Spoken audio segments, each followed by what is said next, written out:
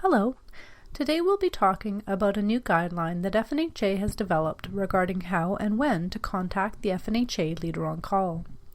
Even if you've worked in FNHA facilities before, because this guideline is new, we encourage you to watch this video and contact us if you have any questions. Firstly, when should you access the leader on call?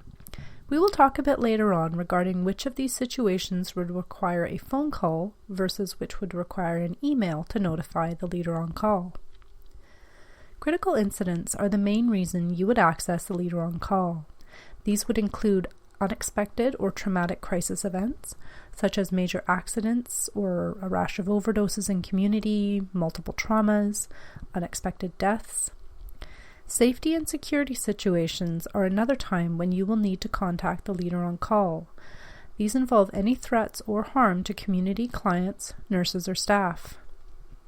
Next, transport or medevac issues. This would be if there are significant delays or challenges in transport that impact client care and safety. Environmental or facility incidents. These would be flood, fire, earthquake, tsunamis, as well as significant power outages immediately affecting clinic operations. Staffing and clinic operations.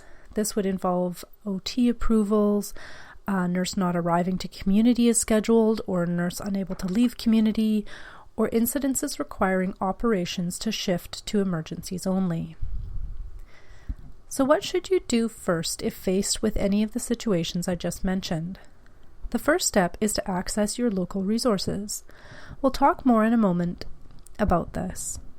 After accessing your local resources, you will need to formulate the situation into SBAR and then determine if you should call or email the leader on call. Let's talk about problem solving at the local level. As with any situation that requires professional judgment, you will need to discuss with your colleagues. If after hours or on the weekend, you will first contact your second on call. Your next point of contact would then be the nurse in charge, if there's one currently in your community. Some questions to discuss would be, has this occurred before? How is this situation usually handled? And what resources are available locally? You may also then need to reach out to those resources such as first responders, the health director, CHR, or RCMP. Part of the discussions that you will have with your second and NIC will be if it is best to call or email the leader on call.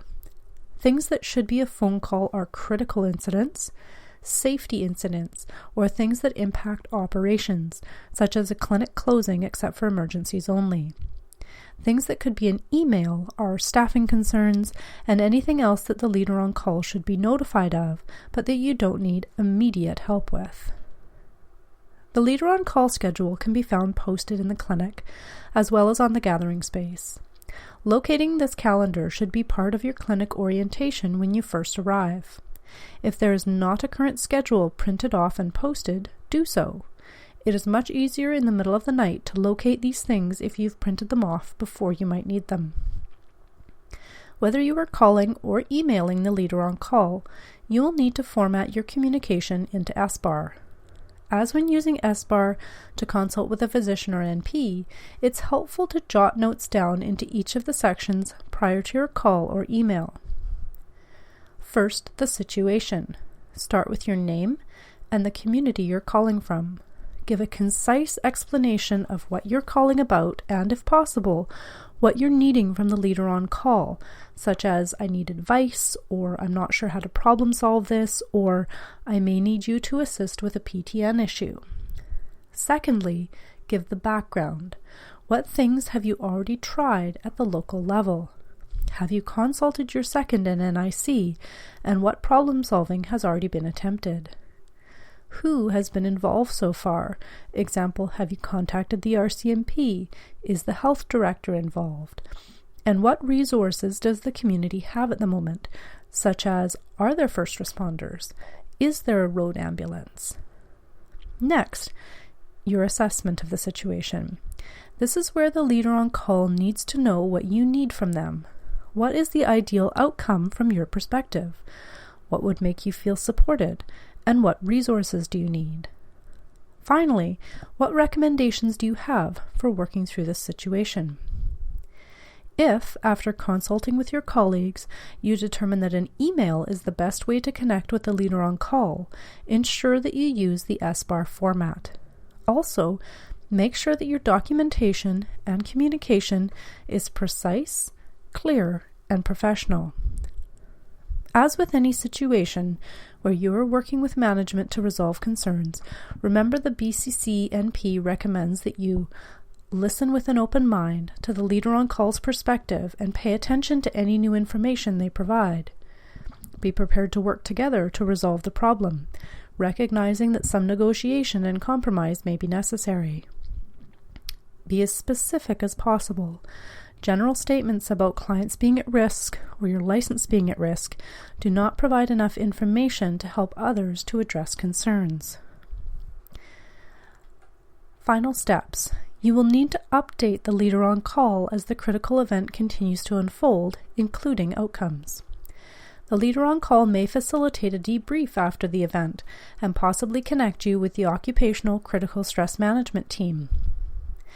You will need to complete a HCSTA report, which is FNHA's Clinical Quality Reporting and Management System. Lastly, you must notify solutions staffing. If it is a critical incident, there is reporting that we, as your employer, are required to complete in a timely manner. You can call our after-hours and weekend clinical line. This number can be found in your information package from Solutions Staffing, and we advise adding it to your phone so you always have it handy. We hope this video helps you work through when and how to contact the FNHA leader on call and the steps you should take before doing so. If you have any questions, please let us know.